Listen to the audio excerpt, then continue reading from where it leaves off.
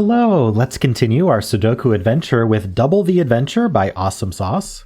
So we have normal 6x6 Sudoku rules. So in every row, every column, and every 2x3 box, we're placing the digits 1 through 6 exactly once each. We also have double arrow rules. So these are not between lines, these are double arrows. So what that means is that the sum of the digits on the line, such as, let's say these 4, is equal to the sum of the digits in the circles of the connected to the line. So that's these two.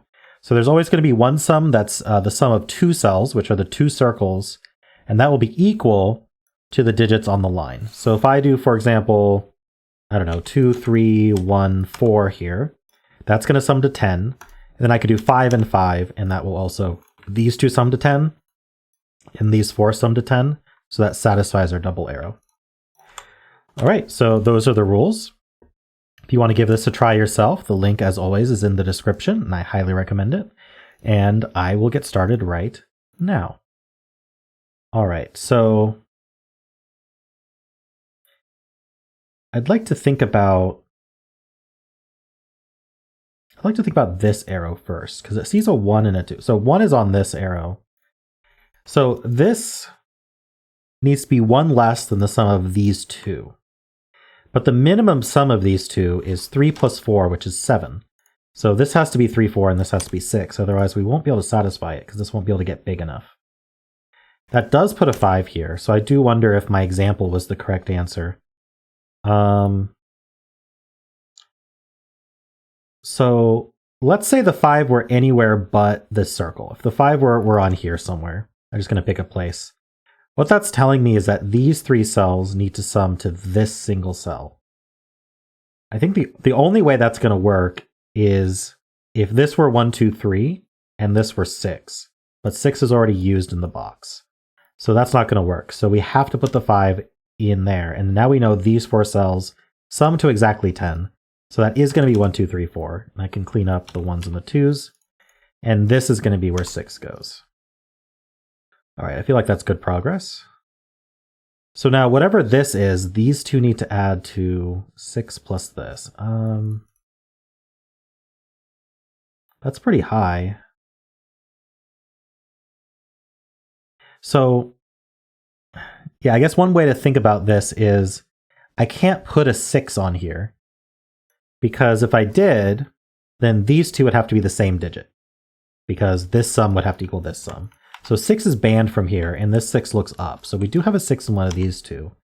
So that does make it harder to reach this sum, though. So basically, if this were 5, then this would have to be 1 higher than this. So in general, there's going to be 2 relatively high numbers on here, but I don't know if we can lock it down to exact numbers yet. So let's look at something else. This is certainly not a 6, which I would have seen if I wasn't focused so hard on this arrow. So if this was a 6, that would mean that this plus this equals this. So this would have to be higher than 6, and there's no way it's going to be. So this is the 6. And then these two sum to this one. So it's kind of like a reverse arrow almost. So this needs to be pretty big, and there's no 2. So 1, 3 is the lowest we're getting, which sums to 4. So this is 4, 5, or 6. In fact, we actually have these 6s looking up. So there needs to be a 6 in one of these. And again, this can't be 6 for the same reason. So this is 6. So these two add to 6, and they don't have a 2.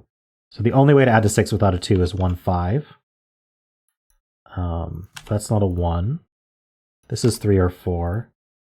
Okay, so I'm wondering if this arrow is more constrained. I don't think it is. That's pretty middling.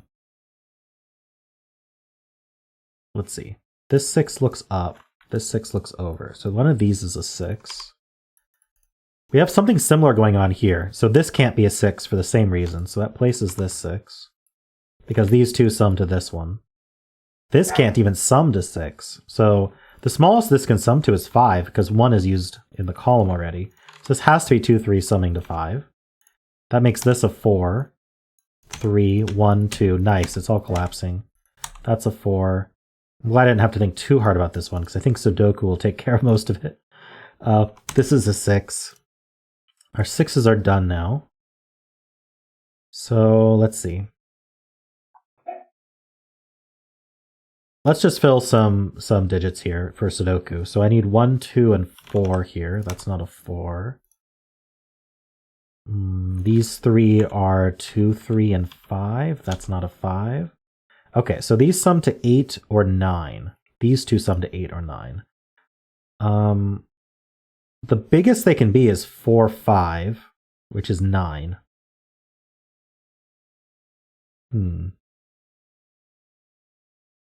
But if I did that, this would be a 3.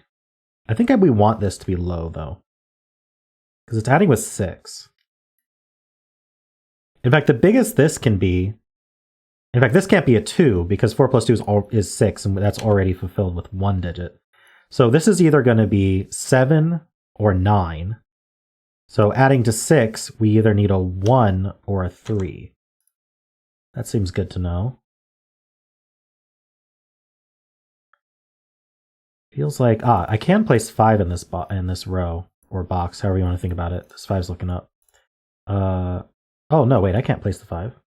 Sorry, I was hallucinating this not being a 5 for some reason. So, no, we can't place the 5. 1, 2, 3, 5. 5 in this row, though, is placed. Okay, that's an important spot right there. So that gives us 9, so this has to be a 3. That's 2 and 3 like that. That's 2 and 3 like that. Very nice. We got a bunch of Sudoku to do. And let's pencil these 3 for the column. So I need 1, I need 4 and 5. And actually, Sudoku tells us that. These do add to 9, so it does have to be 4 and 5. And we just have to finish this column here. So that's a 2. This looks like it's a 3, 1, and 4. Nice. Cool puzzle, Awesomesauce. Thank you for that. I think this is the first time we've covered double arrows in this series, I think. I could be wrong. It's hard to remember. But yeah, that was a cool introduction to them. I think you did them justice. I especially liked this. I liked this arrow because the 6 on here told us we couldn't put a 6 here. That's a really cool property of double arrows that comes up a lot. And then also this here, where none of these could be 6 because that would make the sum too big just naturally. Was also very cool to include. So thank you for that. And of course, if you all enjoyed this content, then why not leave a like, subscribe, and a kind comment.